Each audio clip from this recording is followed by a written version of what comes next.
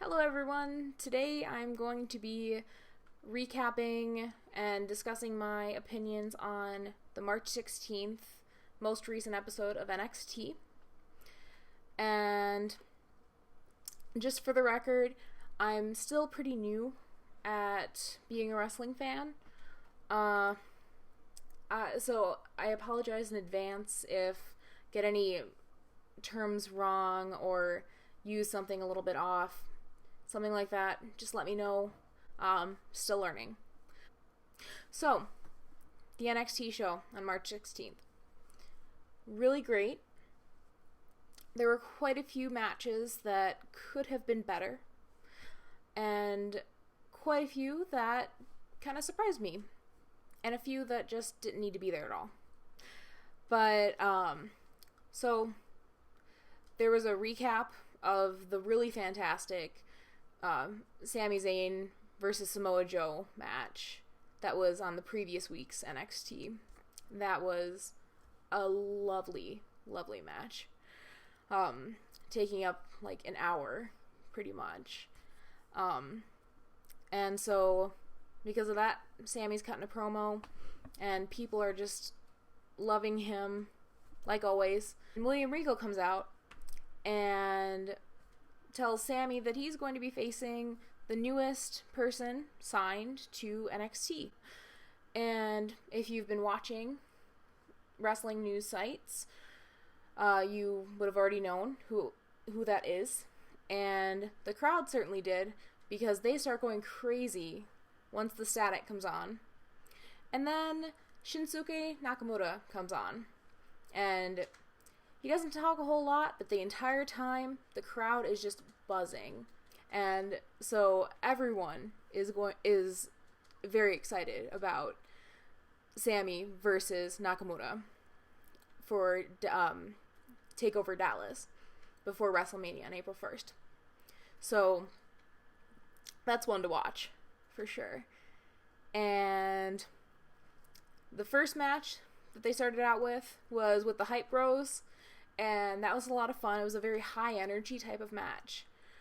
And it was great to see them kind of working up the crowd and getting all of the cheesy chants like, "He ain't hype," things like that. And just how much people were getting into it. Fantastic.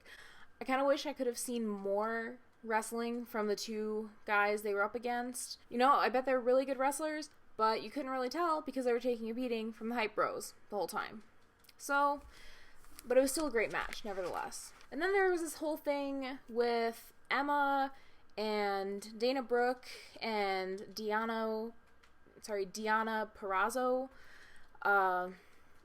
It was a pretty lackluster match that started with a pretty lackluster backstage promo type thing. It was just really poor acting, and they didn't really seem to know what they were doing. But at least Emma got a few good moves in, and that was nice to see. Like the Emma lock, that's how she won, by tap out to the Emma lock. And she also did the dilemma on the ropes, which was a really intense. It looked like it hurt. Just watching it, you hurt. So that was an okay match. After that, there was kind of a bathroom match between some dude from Texas and some dude from Milwaukee. So after the lower profile match, we have Bayley and Asuka versus Eva Marie and Nia Jax. This one I was pretty excited about because I love Bayley, I love Asuka, I love Nia Jax. Nia Jax doesn't really wrestle in my favorite styles. I tend to like high flying or some more technical stuff. She's more of just a big powerhouse. But I am totally in love with the fact that there is a fat female wrestler. And that's just nice to see because it's not that common. And it's nice to show, hey, they can be athletic too, type of thing. So that's one of the reasons why I really like Nia Jax. Most of the match was hilarious because most of it was Eva Marie wrestling, and I have to give Bayley credit. Whenever Eva tried to do something to Bayley sold it for all she could. But Eva was not inflicting any legitimate damage at all. And so it started to get so bad that people were chanting, "You can't wrestle."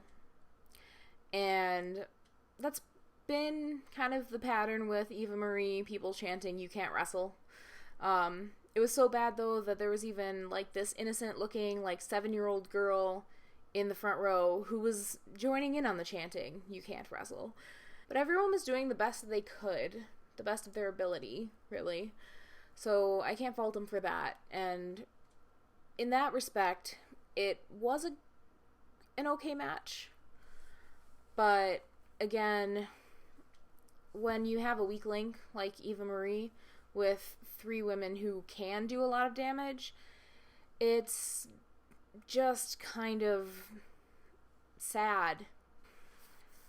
Then we get to the final match, which was American Alpha versus the Vaudevillains. That was probably my favorite match of the night. It was very high energy, and there was a lot going on. So, some notes. I just love the Vaudevillains intro. I think that the black and white really kind of takes you out of everything.